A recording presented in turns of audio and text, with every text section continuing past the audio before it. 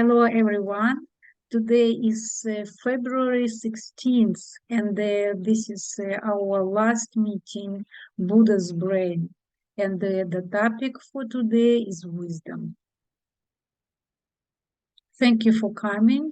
And let's start our meeting with some of your feedback, or maybe you had the opportunity to practice and you got some experience and you want to share with us about that.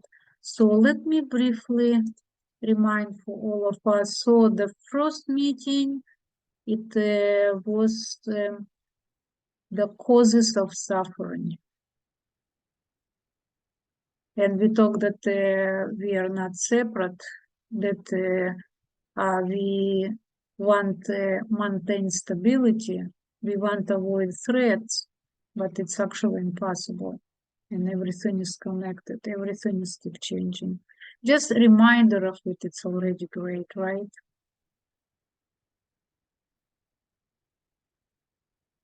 Anyone would like to share?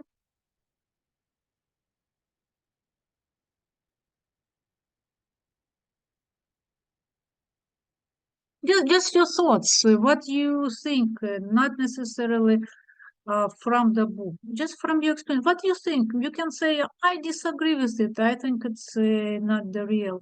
You can turn on your microphones. We don't need the hands right now. It's just few of us.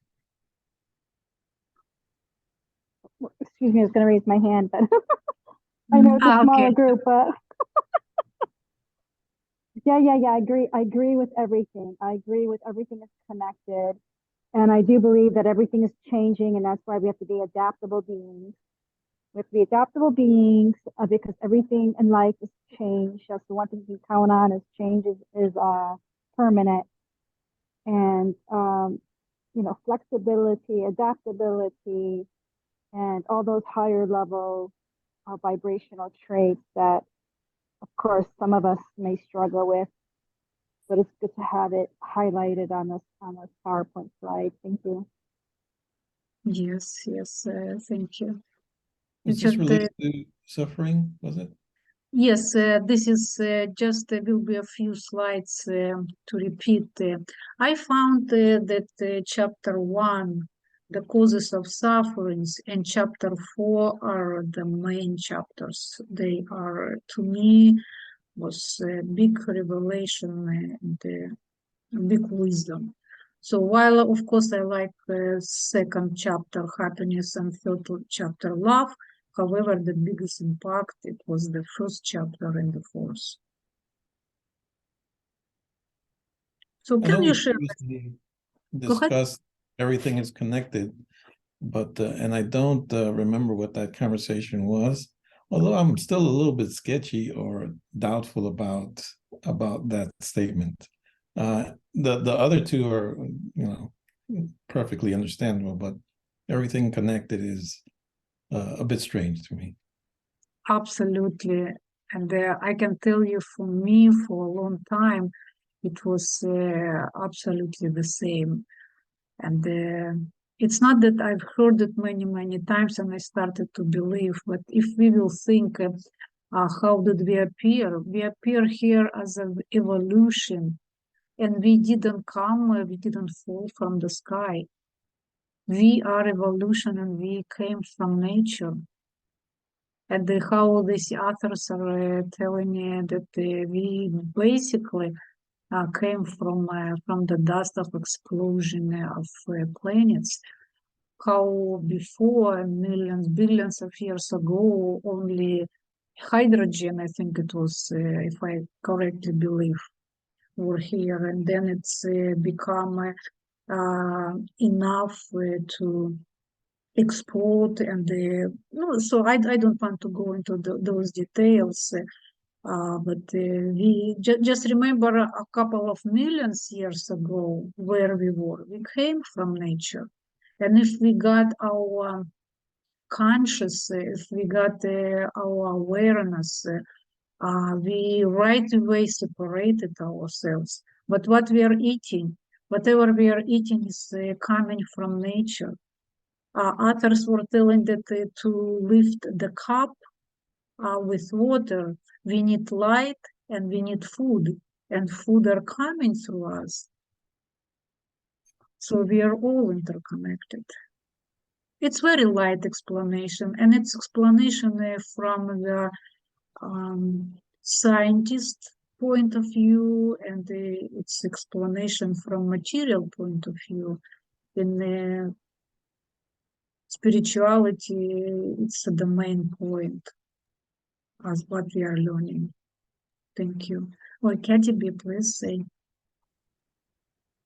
Richard, what helped me understand this concept that everything's all connected is understanding it from an energetic point of view.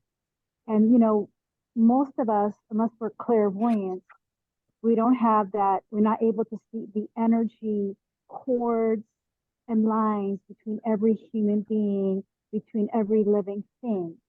But what helped me understand unity consciousness, everything is connected, is that there's energy flowing through all of us.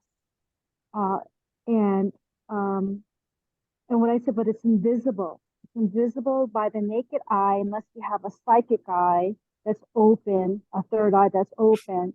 So it helped me to understand everything is connected when I said, well, that's going on at energetic levels, which I cannot see with my physical eye, but maybe intuitively I can feel that everything's connected. I don't know if this helps you, but it's helped me understand this concept of everything is connected when I say it's connected energetically. And usually that goes on and you cannot see it with your physical eye. I cannot see right now, even though I know energetically I'm connected to you and Lena, but psychically, energetically, we are connected. Does that help you at all, Richard? To make the differentiation between energy and the different levels of energy. Like, you know, we have our phones. We don't know how our phones work, but somehow we're able to talk into our phones. We're able to text, message, or whatever. And it's all going on an invisible level, electromagnetic. And so that to me helped me understand unity consciousness. Thank you. I understand that just like a child is connected to a parent, that on a much larger scale, thinking of origins, yes, we're all connected in that way. We came from the same basic structure of DNA that was first created or came about on its own. So in that way, speaking of the origins, I could say yes, I guess we're connected that way. Yeah, good explanation, Katy B. Thank you. Yeah, I think, Richard, you're going to the source level, so you can understand on the source level we're all connected, and that's what Lena was trying to bring in. But then I'm just taking a little bit beyond that and going beyond the source level, because it's a continuity. It continues on. It's beyond even the source level, beyond the point of origin. It's everyday, you know, people, places, things, you know, animals, you know, what you eat and whatever. It's all energy. We're all just atoms bouncing against each other. Thank you so much. Yeah. And how we are forming ourselves as personality. If we don't have our personality by ourselves as a separate being, our personality is formed by other beings around us, by our culture, by our parents, by our religion. We are all formed by all of it. If, for example, we would, how others told, if we would be born in for example, in Israel, we would read different things. We would be different. If we would be born in India, we would do Hare Krishna, Hare Krishna. And so we are not alone. We are all connected. You're right. So there's all these influencing factors. And I think the writer of the book said they're implicit. They're implicit, which means kind of like subconscious. With all these influencing factors that are just weaving in and out of our energy fields. And some of it we're conscious of it, but some of it it's very subliminal. It's implicit. just like you said, our conditioning or whatever, our culture, our indoctrination. And so that's another really good point about unity consciousness, how everything is just impacting us, whether we're conscious of it or not, you know? Thank you. Yeah, yeah, thank you. So anticipation is greater than reward. It's just really, really nice to remember about it. And when we are anxious to have something, just remember about it and think how long will I enjoy. It doesn't mean that we need to stop. We just don't need to have an anxiety and worry and be nervous about anticipating something. Anybody wants to add anything?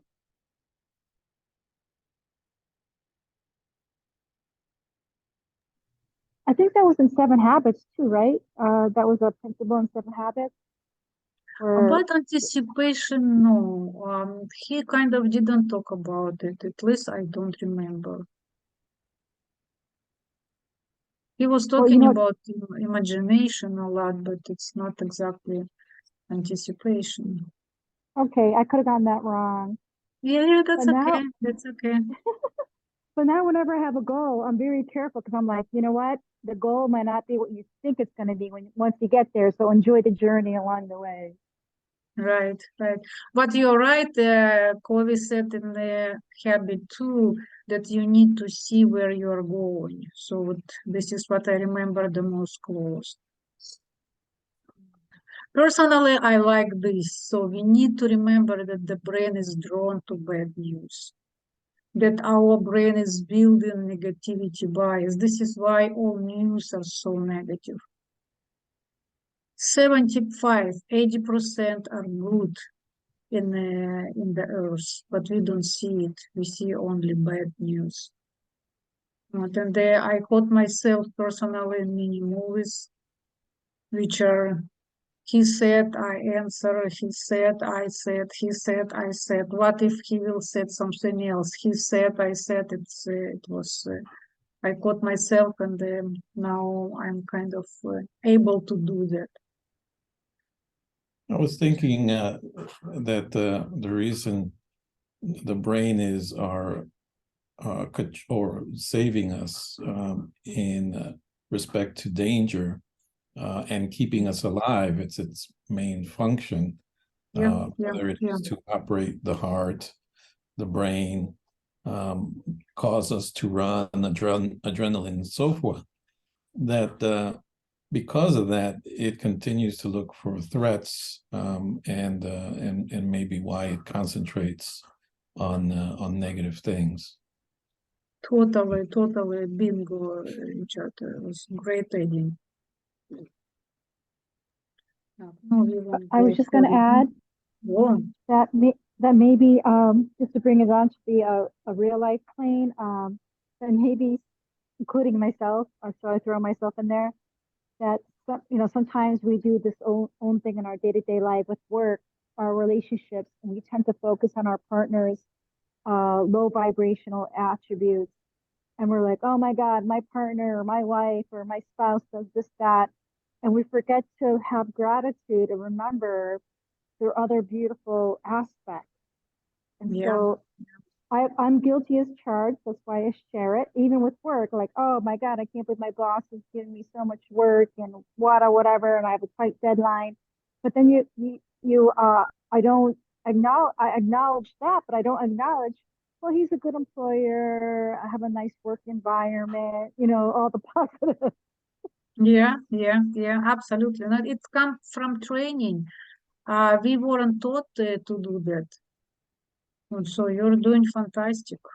Yeah, totally agree. I think it's a practice of gratitude. If you have a practice of gratitude, you'll be able to acknowledge the negative and the bad news, but you'll also be able to acknowledge, the good stuff that's there. Absolutely. The total book concentrates on it that nothing will come to you just from nothing.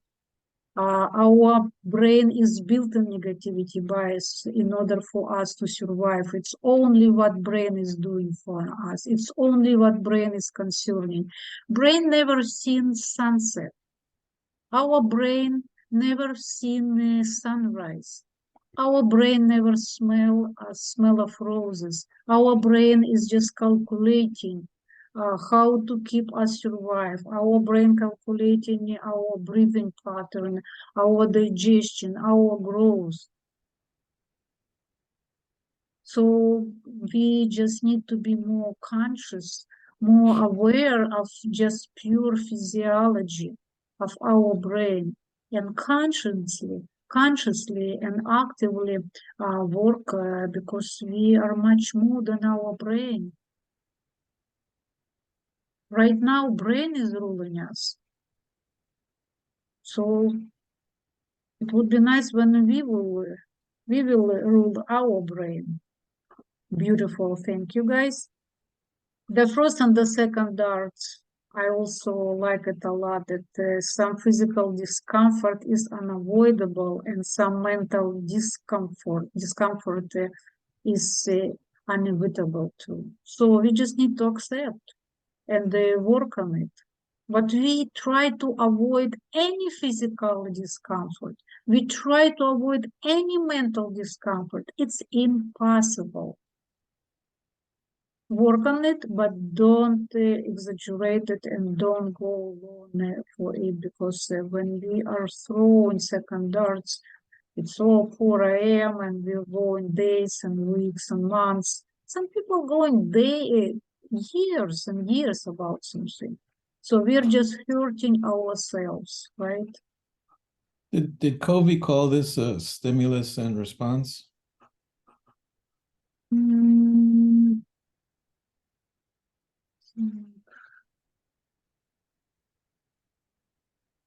Let me answer. No, can you say what you mean? The or as was said by someone, I don't remember who, was that it's not the event that causes us stress, but our reaction to Yes, that. it was here. And Okay. actually, you are completely correct. Covey said that. Yes, yes, Covey was saying that as well, and we were discussing it.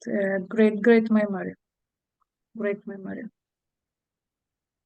So that is about it. And this, I think, Richard, you love it, right? As the saying goes, pain is inevitable, but suffering is optional. Cannot be said better. Yes, and I guess this concludes our chapter number 1. The causes of all pain and suffering is ignorance. And even we can say our pain is not our ignorance, but usually, normally, in most of cases, we ruin our health. So we discuss it. So no attachments. Attachments is suffering. Our habit number 2. Just if you want to add something, if you want to share, just go right away, because I want to go quickly. We need to go to our chapter number 4. About happiness, what I would want to say that we are great, guys, and we need to value ourselves, who we are. However, unfortunately, we are shaping by our unconscious mind, which is much bigger. And again, what to do? We just need to understand it. We need to remember about it. And when we have fear, when we unconscious fear, we just need to understand and ask, why I having fear? Is it true that I'm in danger? And just talk to yourself. Disidentify ourselves with that fear. The biggest problem when we identify ourselves, I'm worried, I'm fear, and we become it. But it's, of course, it's work. This we're talking about that we need to question our the most inveterate belief, because this is the greatest suffering in our beliefs. Now, does that imply that we're just plain gullible? Because this is something I see a lot. Most people, you tell them something and they go, they can't believe it, and it's probably something made up, but they still think it's true. Yeah, it's just a factor of how gullible one is. Yeah.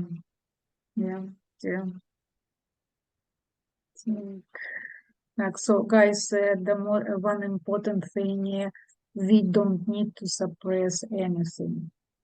But it doesn't mean that we need to throw our negativity on someone else. So basically, we need to investigate. If we can find the source, find.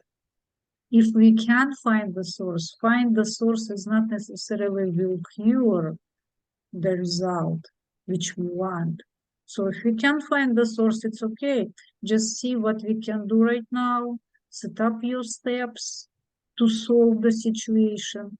Forgive yourself, forgive others, and move ahead with the new desire. Yeah. But the source is only important when the source is us. And then we can do something about it. If the source is outside of us, yes, yes, probably you're right. I wanted to say reasons. Find the reasons why you're doing that. Mm-hmm. This is our main source. Of course, I mean only us. You're completely correct. But so it needs to be. Also, I don't want to repeat. I said, anybody wants to share on this topic?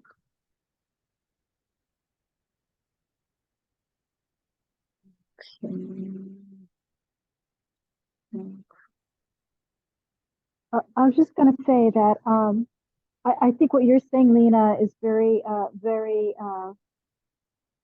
high vibrational. It's like, when you're in a situation, maybe you don't need to understand everything that happened and why it transpired. But what you want to do is have a resolution. You want to have a strategy. You want to have a problem solving.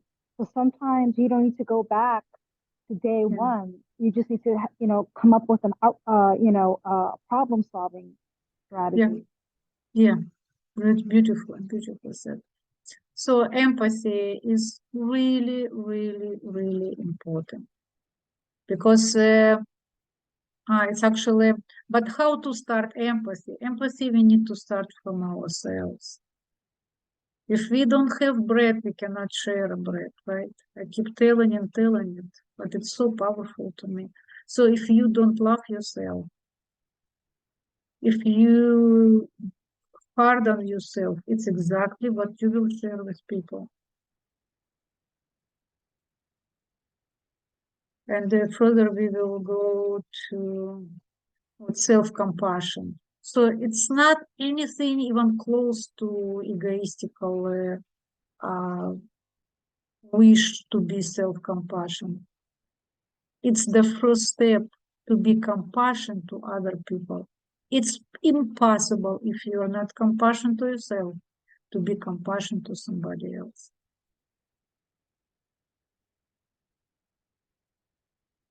Any opinion about it?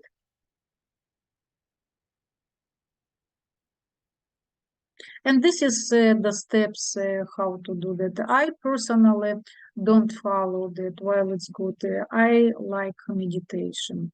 So I have self-compassion and loving acceptance. Actually, it's not only self-compassion, loving acceptance meditation. Sometimes I'm listening it. Okay. And we talk about the benefits of meditation, and I do believe that we still don't know all of the benefits. And the problem with meditation that people who start to meditate then think, okay, I'll meditate and some results will appear. And this is a big, big trap. The benefits of meditation will start to occur, in my opinion, in a 1, 2, 3, for somebody 5 years. But they are occurring slowly, and we don't notice them, but they appear right away from the first time when you're meditating. But the changes are so subtle and invisible that we think we don't have anything. We used to see physical changes. For example, how do we know how our brain is changed? We don't see it, but brain is changing, how the author said, from every single situation in our life. Our brain is changing, like a new little path is there. And so meditation as well.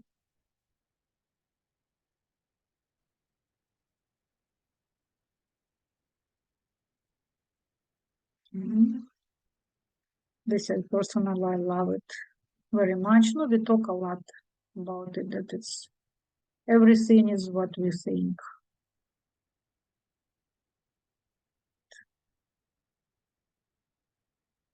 And this is Violeta. Hello. Welcome. You haven't been at our meetings, and we went through so beautiful things in chapter 1, 2, and 3. But it's okay. We are happy to see you. And if you have time, listen us a little bit, would be great. And so, in our chapter 3, we were talking about love. And this is an old story that we have two wolves in us, right? Wolf of love and a wolf of hate.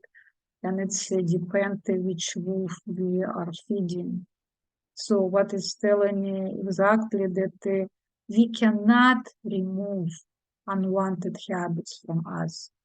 We just can't, don't feed them, don't think about them, don't do them, don't contemplate on them.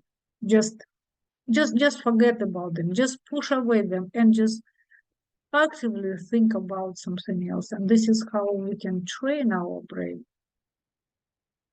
There is nothing come just. Everything comes from training, but we need to be happy about it. It's the most biggest investment which we can do. So this slide was talking about that we still have reptilian brain. But the good news, see how small is that. And reptilian brain we brought like 180 million years ago. It's still there. It's all our reaction. But this is our logic.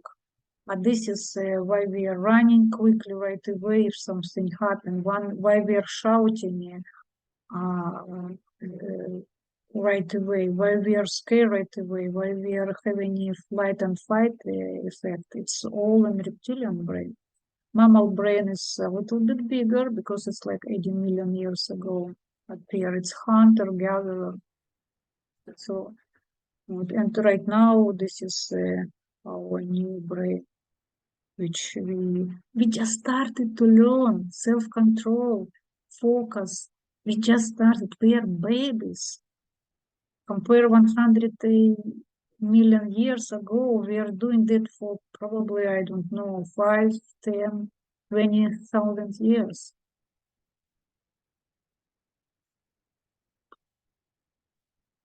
So guys, if you want to add something, just do it.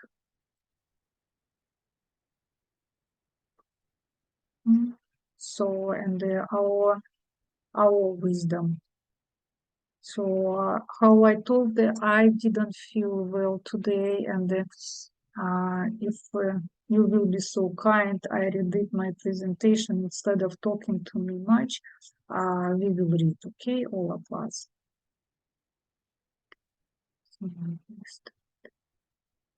What is my opinion about chapter number 4? It's beyond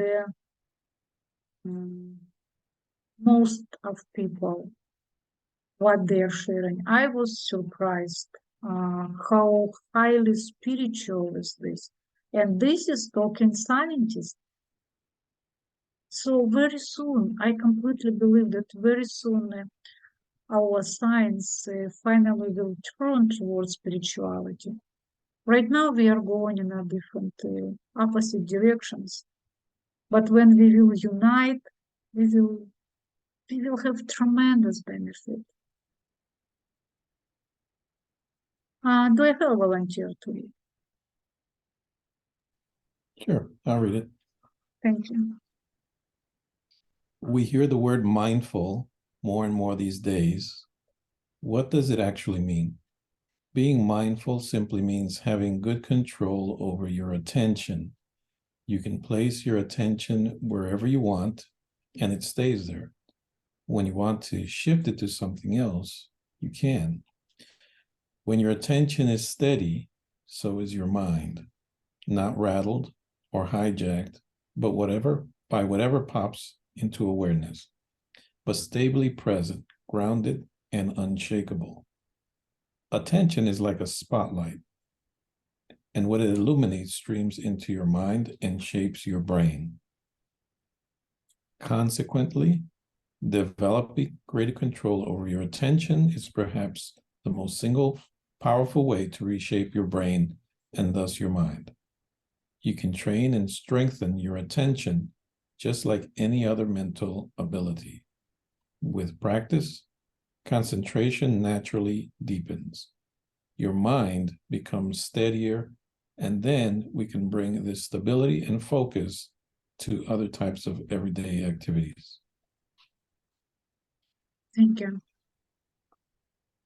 It was so interesting. 1 month ago, before even reading this chapter number 4, I came by myself to the conclusion that I need to be more mindful in order to reach what I want. What's the problem?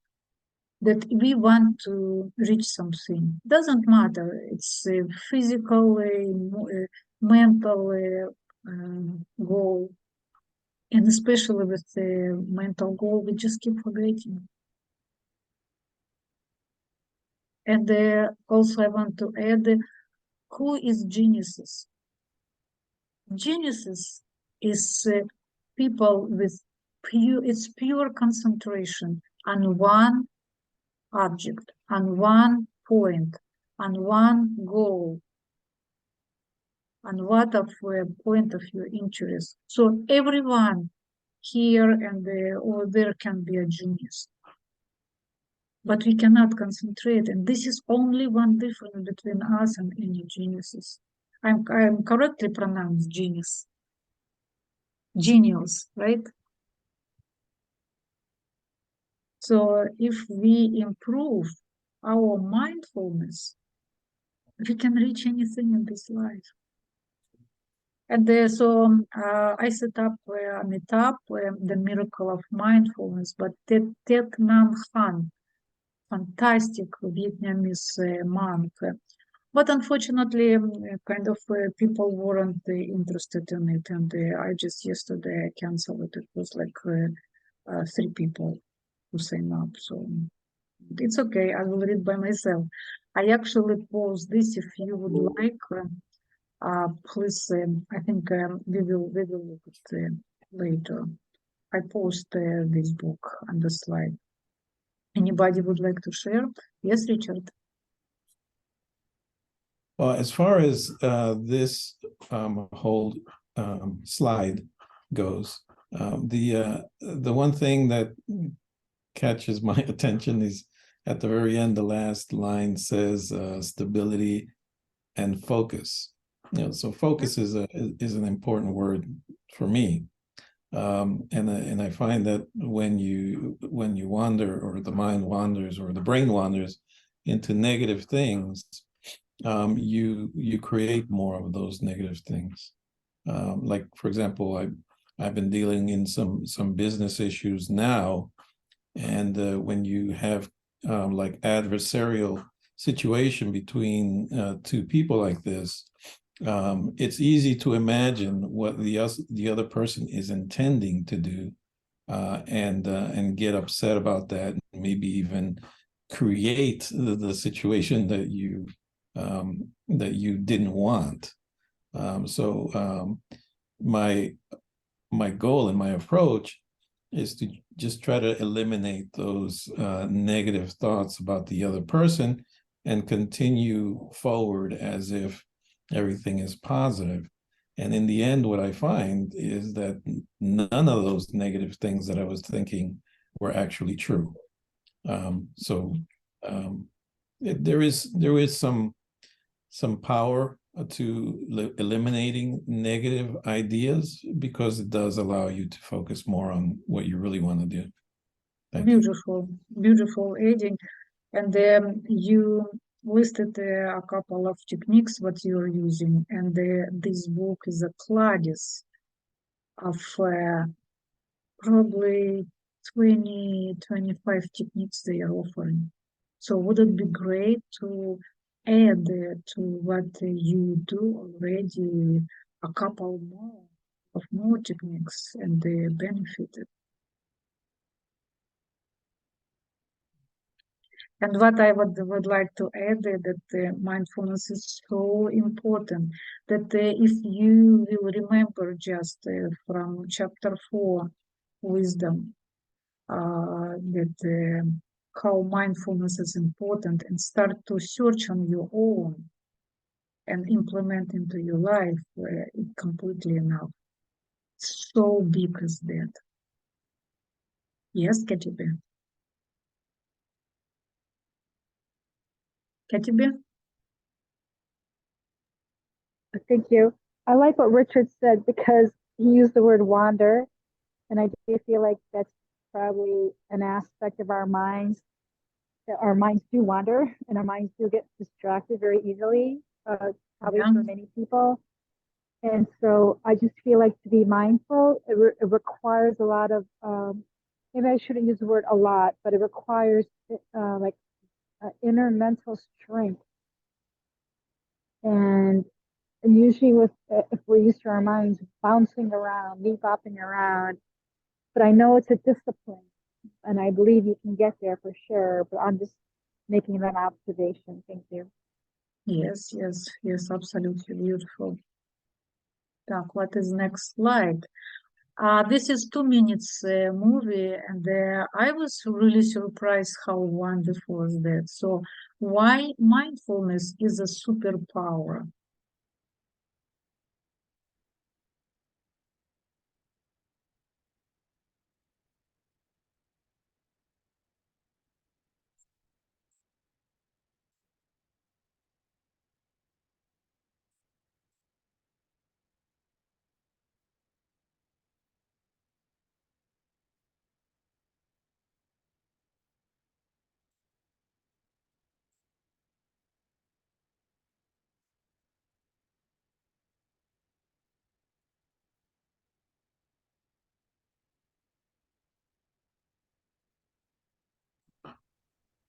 For some reason, we can't hear the sound. You don't hear the sound again? Mm-hmm. No, we don't. No, I don't hear the sound either. Thank you. Thank you for. I have no idea why it's always happened. I know it's okay.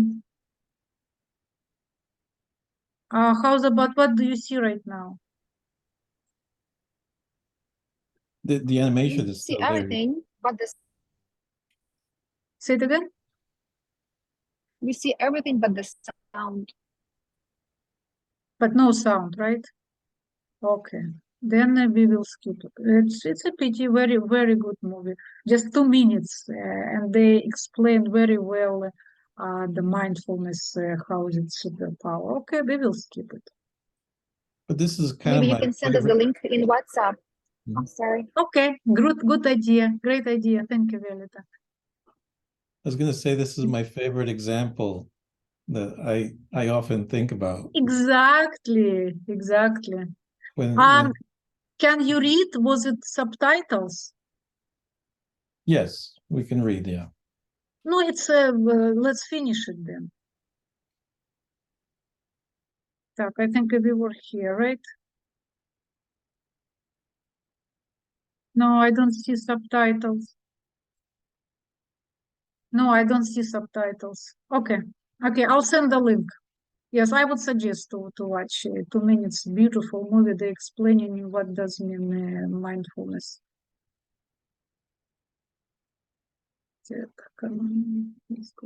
So with this book, I would suggest to read. This is very thin book, but the name probably was very strange for people. The miracle, we've heard already about it, but it's exactly the miracle of mindfulness. You can achieve everything if you are mindful. You won't forget anything. You will react correctly. This is it's like mindfulness. It's a constant proactivity gap. I'm talking for Vita, for Richard, maybe Katibe, you remember that 7 habits. So, but continues. And we can read the key point from chapter 11. Anybody wants to share your opinion? Okay. Do I have a volunteer to read, please? Sure, I will read. Wonderful. I do have a lot of noise. Are you guys hearing me okay? Yes. Yes, I hear you. What Okay. flows? Thank you. What flows through your attention sculpts your brain. Therefore, controlling your attention may be the single most effective way to shape your brain and thus your mind. You can train and strengthen attention like any other mental ability. Mindfulness is well-controlled attention. Yes, we just Attention. Vitulechka, just one read and we maybe will discuss. So I just want to pull attention, especially to the new person, Vitulia, что everything what we are experiencing is shaping our mind. Every single thing. But we can shape our brain with our attention, with our mindfulness, with our controlling. And this book is full of methods. I put aside all of them because we would have not 4 meetings or 40 meetings. So it just to spark your interest, and if you're interested, just go to the book and choose any technique which you need, which you like. Thank you. Vitulia, continue, please. Attention has 3 aspects to it. Keeping information is awareness, updating awareness with new information, and seeking the right amount of stimulation. Information memory, which has a kind of dopamine-based gate. Steady stimulation keeps the gate closed. The gate gets opened by a decrease in stimulation, which allows new information to search into working memory, closing the gate behind it. Thank you. So what they are saying, it's again, I didn't put everything here, just key points. This was again about 3 methods. They described how to keep information, how to update information, how to seek the right amount of stimulation. But what this is interesting. There is saying steady stimulation keeps the gate closed. So what does it mean? So if you remember, Covey said that satisfied needs do not motivate. And now we see neuroscience explanation what Clovis said. So they are saying that if we are satisfied on the brain level, we have the gate, which kind of information is held in working memory, which has a kind of dopamine-based gate. Literally, it's some gate. If, for example, everything dopamine, you remember it's a pleasure, right? So if you're satisfied with everything, if you're provided with everything, your gate is closed. So it's not your fault, actually. And when the decreased stimulation, I don't have money, I don't have happiness, I don't have a girlfriend, I don't have food, I don't have good work. The gate is open. And what is it? We start to search different hormones is produced by our wish. And we start to have, we become more active, we become more productive, we become more searchable, we become more active. So simple as that. But who knew that it's actually it's our nature? It's not that somebody is bad or somebody is good. No, it's our nature. Beata would like to continue. Yes. Number 3. There is a natural range of strengths and weaknesses with these 3 aspects of attention. This of neurological diversity. Each person has his or her own profile. It's compassionate and sensible both to adapt your work, home life, and spiritual practice to your profile, and to improve your attention over time. Yeah, thank you. What they basically saying that we are all unique, and if we will start to copy somebody else, it's not necessarily a good idea.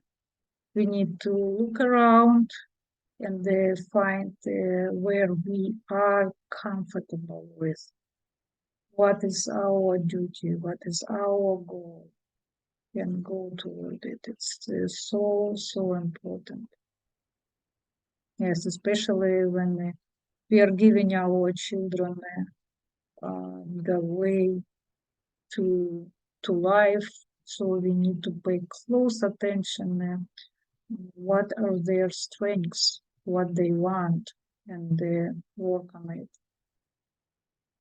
Thank you, Violeta. Guys, if you want to add something, if you want to share something, just jump right away, okay, into the conversation. Thank you. And finish, Violeta. Okay. General purpose ways to improve your attention include using attention, staying awakened and alert, quiet the mind, and abiding as awareness. Yes, I'm sure it doesn't make any sense to you because everything they are describing, what is that and how to do it, what is that and how to do it. But again, we won't be able to go through everything. Can I move forward? Okay. Yes. Yes. So this before it was chapter 11, now it's chapter 12. And do I have a volunteer to read? I'll read it. Thank you. Mindfulness leads to wisdom, and the best way to increase mindfulness is meditation. Besides its benefits for productivity, learning, and health, meditation concentrates the mind for contemplative practice. Concentration supports deep and liberating insight into both the causes of suffering and the causes of great happiness and peace. And again, thank you, Richard. Again, we came to where we were talking in chapter 2 and 3. Again, we come to meditation. But I like that mindfulness leads to wisdom. So because I said, if you will remember just mindfulness from the whole chapter, it's more than enough. It's completely enough. It's so that important to be mindful. And there is many ways to be mindful, just books and other sources, this book, and again, meditation. We will come back, Vita, if you will have time, to the slide, what meditation is giving just to physical body, what kind of benefit, and of course to spiritual and the emotional way, how it's that beneficial. So I never will say enough how meditation is important. Thank you. Next one. Yeah. There are 5 traditional factors that steady the mind: applied attention, sustained attention, rapture, joy, and singleness of mind. We explored many ways to strengthen their neural substrates. Yes, and they're explaining everything from the position of neuroscience and our neuronal paths, synapses, but I cannot put everything here. Yes, and the last one? We address difficulties with implied and sustained attention in terms of the 3 aspects of attention: holding on to its object, filtering out distractions, and managing the desire for stimulation. No, it's the same story. I just introduced you what was in this chapter. This is a fantastic chapter. This I would offer to you just listen. I was so surprised for the depthness of it that it's no way I can explain everything, because I am working on my spirituality exactly on it. And what is making me happy that now scientists already talk about it. So this is just to ponder, just to get familiar. Just imagine that we are in a first degree and suddenly we came to 10th degree in school and we are listening something. So if it doesn't make sense to you, absolutely no problem. Just keep your mind open, because this is the neuroscience. It's scientists talking. And everything what I put here, it's just the essence. They are everything supported by pictures, by diagrams, by all those names, how our neural paths and synapses are working. It's very complicated, but everything is supported scientifically. Chapter 13, and the name is Relaxing the Self. Now we come to perhaps the most greatest source of suffering, the apparent self. Greatest source of suffering, it's actually we are. Look into your own experience. When you take things personally or hunger for approval, what happens? You suffer. Just think for a minute. This is where I come from. Don't accept anything personally, right? And when we are hunger for approval, we are suffering. When you identify with something as me, or try to possess something as mine, you set yourself up for suffering. Since all things are frail and will inevitably pass away. When you stand apart from other people and the world as I, you feel separate and vulnerable. and suffer. When you're in a group of people, just imagine you're happy, you're engaged with people, you are having fun, or you are discussing. When you don't think about yourself, when you're excited about something and you don't think about yourself, you're happy. But as soon as you think, oh, what do you think about me? You start to suffer because you start to doubt in yourself. What he think about me? Oh, did he like me or not? You start to suffer.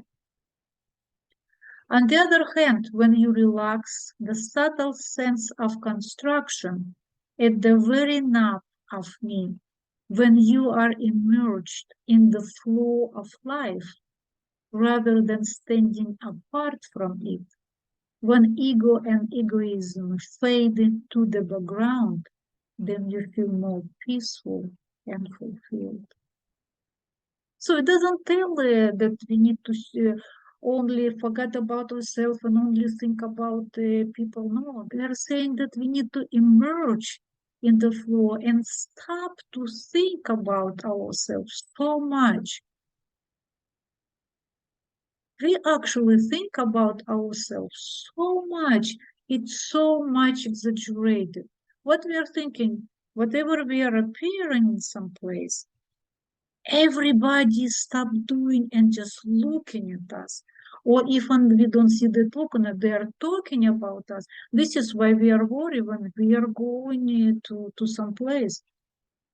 But the little secret that everybody think that way, that they are the center of the universe, and whatever they appear, the other people stop thinking and even breathing and only talk and think about them. Absolutely not. It's our survival instinct what is making us. Just I like that example. Just look at any animal. Look at the birds. Every bird thinks that she's or it's a center of the universe. Any animal think about that he is the center of the universe. I look at the plant, that little sprout, which very thin, very fragile, but it can go through the asphalt, through the cement. How did it happen? Do you think he's thinking, okay, I'm little and fragile, okay, let me die? Oh, he's thinking I will go through it. This is the survival instinct. A question. Yes. We do think that everybody's looking at us, and because of the judgment and jealousy, and people talk about people. How do you deal with that? Is it insecurity then? It's a beautiful question. First, it's a habit that we think. Okay, let me think. Let's guys, you answer. I will answer later. I'm always stuck by myself. Anybody wants to say opinion?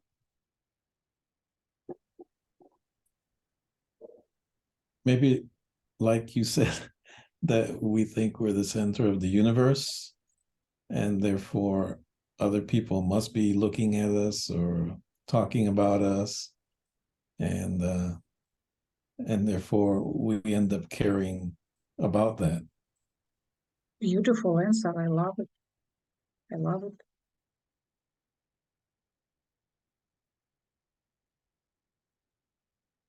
If I would continue with Richard, how long they will talk about? We think that they will talk forever. They won't do anything. If even they talk, they will talk for, okay, 5-10 minutes. And okay, let them talk. We are talking about someone else. How does it can affect you? Mr. Coy, what he said, and this was supported also, that we are thinking from our own experience.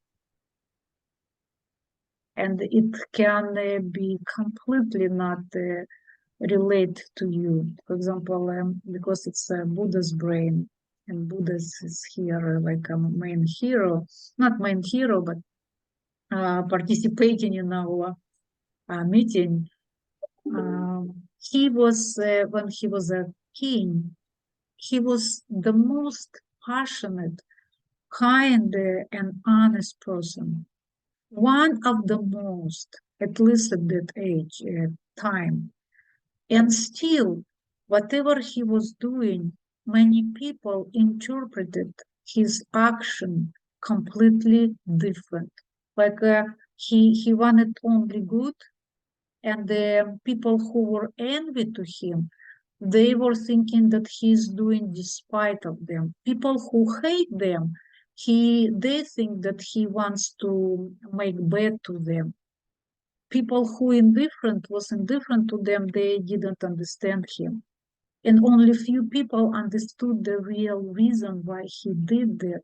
And he couldn't understand. He was literally crying. He was saying, I don't understand. I wanted this, but my aunt is accusing me that I did it because I'm envy.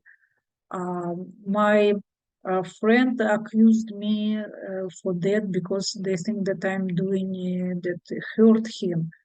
I couldn't believe how did it happen.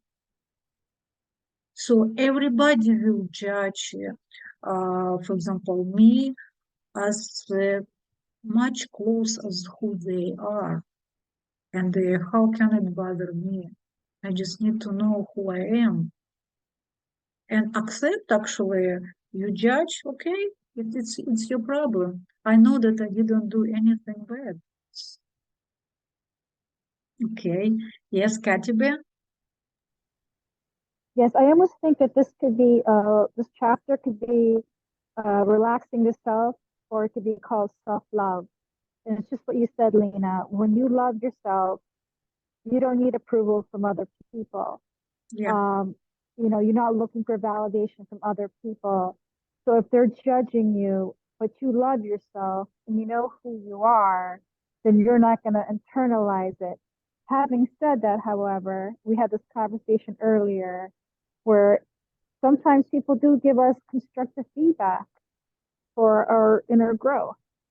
Yeah. So there is that evaluation sometimes, or sometimes where it's not that they're judging us, but is there something in me that I could improve? That does this person have a point?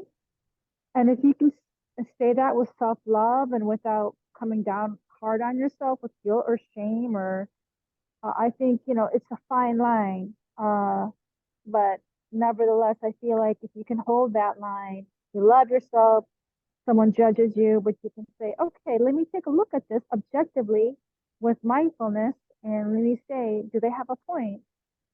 Is there something I could be better at? Thank you. Oh, yeah, I love it. I love it. You added a great point. Yes, be sure on yourself. And I trained myself from my 20s that every judgment, it's like a free psychological advice. So, because every critique, not judgments, a critique, every critique contain at least one point of truth. But of course, if you don't respect that person, if you don't care about that person, and you think that person is completely crazy, you don't need to listen. Then choose people who you want to listen, or at least who you value their opinion. And again, let's see, or hunger for approval. What happens? You suffer. So do we need somebody's approval? Just ask yourself, do I need approval? Is it true that I need approval of, for example, that person? Okay, why do I need his approval? To feel myself better? Do I have the power to feel myself good by myself? Because everything depends from me. Nothing is depends from them.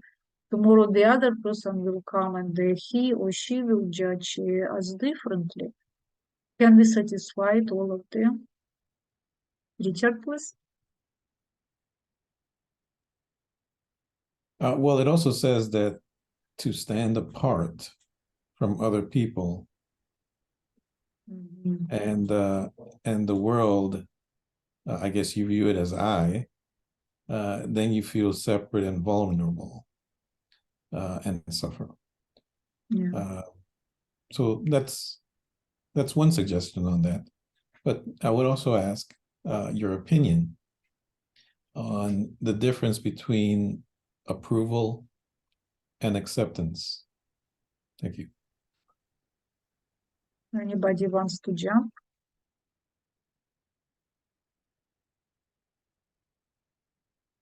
No, basically, I will answer very simple.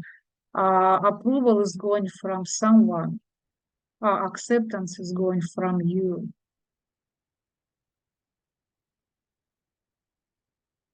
We cannot ask for acceptance from someone, but approval is coming from someone. And what this means, you hunger for approval. Basically, it means approval from someone.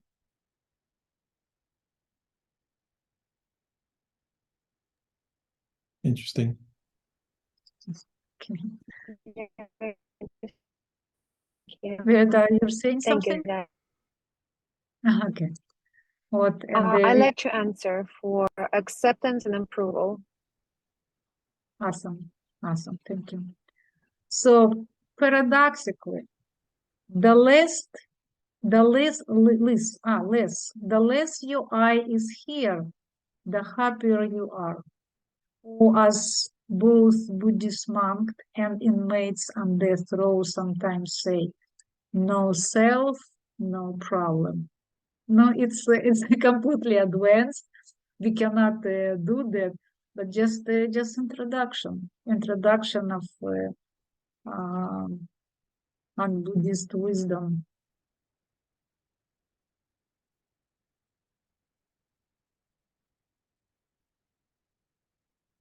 And this is a little bit explanation. And now, no self, no problem actually sounds more understandable than if wouldn't be the explanation above, right? We are going forward. Thoughts, feelings, images, and so on exist as patterns of information represented by patterns of neural structure and activity. So these two excerpts completely scientific, but be ready. In the same way, the various aspects of the apparent self and the intimate and powerful experiences of being a self exist as patterns in the mind and brain. So basically what they are saying, that we are as a self, we are exist as a pattern in our mind. We are thinking that we are bodies, we do something, we controlling our mind, we are thinking. Yes, we do that, but actually we are like really robots. We are following the pattern what is in our mind.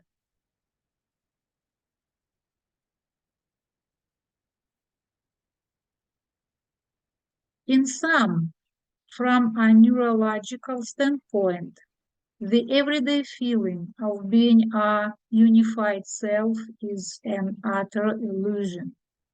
The apparently coherent and solid I is actually built from many subsystems and subsystems over the course of development with no fixed center, and the fundamental sense that there is a subject of experience is fabricated from myriad disparate moments of subjectivity.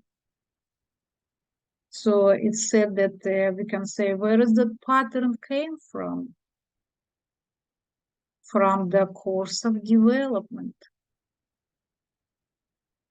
So everything from our birth, first our parents, our relatives, then our neighbors, then school teachers, everything, they were forming our brain. They were shaping our brain. But again, go ahead.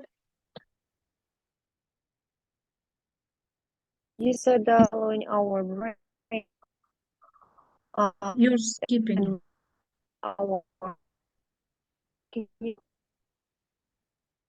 You're skipping. No, try to repeat. Try to understand. Yes, we following our brain. We've been read how to follow the heart and how to recognize when you following the heart. Yes, yes, it's a beautiful, beautiful question. Anybody wants to jump and share your opinion?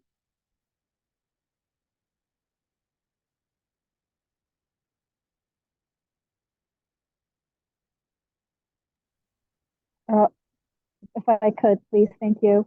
What I noticed with spirituality is that people talk about the heart, but I myself broken up the heart in two aspects: the lower heart and the higher heart.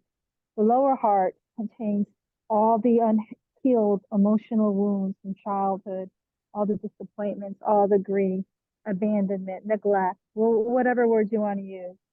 But the highest heart is the unconditional love for humanity, compassion, kindness, thoughtfulness, cooperation. So when people talk about the heart, I always like to say, you're talking about your highest heart, or you're talking about the lower heart that has all the unhealed emotional wounds? Thank you. Yeah, thank you, Katie. Beautiful answer. What I would say that how Buddha became enlightened, how he came to knowing he knew the causes of suffering, and he knew the ways of going out of our problems. And he was teaching whoever wanted to listen to him for 40 years. For 10 years, he studied his brain. Not only his brain and the brain of people, but practically his brain. Or something happened, Violeta, probably connection. So I guess I will repeat, maybe I will repeat to her later. So what I basically wanted to say that there is no such an easy answer that do this and everything would be fine. If we are suffering, if we want to improve our life, we just need to search, ask, and it will be given. Yes, 1 minute. Violeta, I will repeat. So what did you hear? I started to talk about Buddha. I've heard yes, about the Buddha. Yes, so I will repeat quickly that how did he know all answers? How did he become so wise and the world known man? He studied for 10 years his brain. And when he got enlightened, he's seen the causes of sufferings and the ways out of it. So what I want to say, that we need to know how our brain is working on pure physical level. First, because chapter number 1, it was the causes of suffering. And it's caused by our brain, like survival mode and fear, where did it come from? And after that, take the exercises and simply train our brain. Our brain is like a muscle. And we know, everyone knows that if we are want to have muscles, we need to go to the gym. And Vita, you know it perfectly well. So, and we need to understand that our brain is absolutely the same muscle. And it's absolutely trained with a set of exercises. What kind of exercises? Ask and it will be given. And it doesn't matter who. If we want to do something, if we want to change something, just we start to search and we will find. Like I said, when a student is ready, a teacher will appear. So what does it mean? That if we are searching, we will find. Ask and it's given, even said in Bible, so everything is the truth. Thank you so much. Yes, our pleasure. And guys, we won't do any break because this is the last slide. So let's finish it. I have to go. I'm so sorry, but I really enjoyed the class. Thank you, everybody. Thank you for joining. Do I have a volunteer to read? Yes, of course. Thank you. It's ironic and poignant that the I makes you suffer in many ways. When you take things personally, identify with or try to possess things that inevitably end, or separate yourself from all things, you suffer. But when you relax the sense of self and flow with life, you feel happy and satisfied. We discuss it thoroughly, not necessary to repeat. Yeah, can you continue? Thoughts, feelings, images, and such exist as patterns of information based on patterns of neural structure and activity. Yes, and this we discussed, that we exist as a pattern in our brain and mind. The self keeps changing. In the brain, every manifestation of the self is impermanent. Just as the individual frames in a movie create the illusion of motion, the overlapping neural assemblies that flow together and then disperse create the illusion of a coherent and continuous self. The self arises and changes depending on various conditions, notably pleasant and unpleasant feeling tones. It also depends on relationships, including with the wider world. The most fundamental basis for the sense of I emerges in the relationship between the body and the world. The self has no independent existence whatsoever.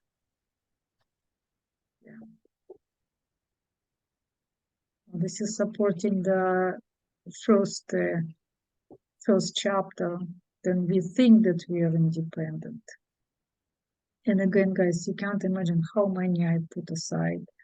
It's all explained with the brain, with the names, how our amygdala are working and how it's sending signals, and how we, after those signals, comprehend the world, and how the signals from the world are coming to our brain. So it's exactly what Katie B was talking about, that on the energetic level, we are all connected, we just don't see it.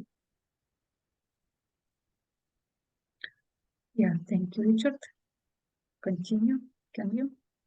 The apparent self is useful for relationships and for a healthy sense of psychological coherence over time.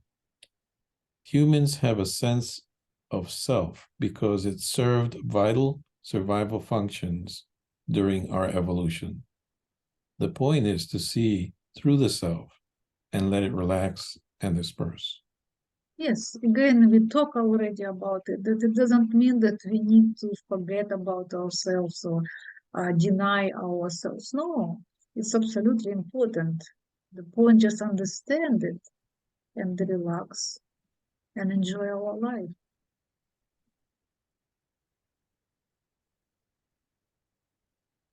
And the last one. The self grows through identification, possession, pride, and separation from the world and life. We explored many ways to disengage from these and instead center increasingly in open-hearted spaciousness, goodwill toward one's own thriving, and contented, peaceful relationships with other beings. Beautiful, beautiful. Thank you, Richard. So yes, first, goodwill toward your own thriving. Help yourself first, then help others. If you're unhappy and you try to help other people, even with the most beautiful intent, it won't work. Work on yourself and then help others. You can share only bread if you have a piece of bread. Well, guys, we actually did it. Can I have your feedback? I gotta say, this was pretty difficult for me. Yes, yes. Thank you for your frankly open comment. I completely agree with you. I'm studying this stuff for 2 years. And it was for me, wow, I couldn't believe that I hear that from scientists, and I was extremely happy. I deeply, strongly believe that in 100, 200, 300 years, this stuff will be studied in schools. Okay. I Yeah. thought it was very dense and it was very intense. So I definitely need to go through this content again. Yes, very, very deep content. Very great job the authors did. They were digging from the beginning till the end. Beautiful, beautiful. 5 stars for this book. It's absolutely.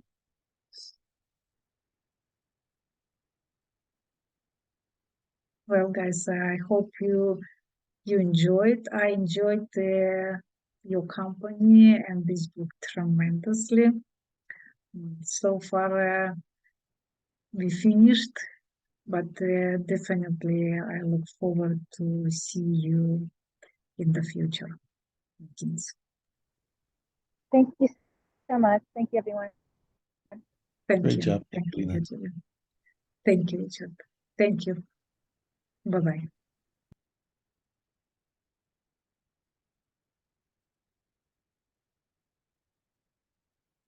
Bye-bye. Bye, honey. I know you need to rest. I wish you well. Love you.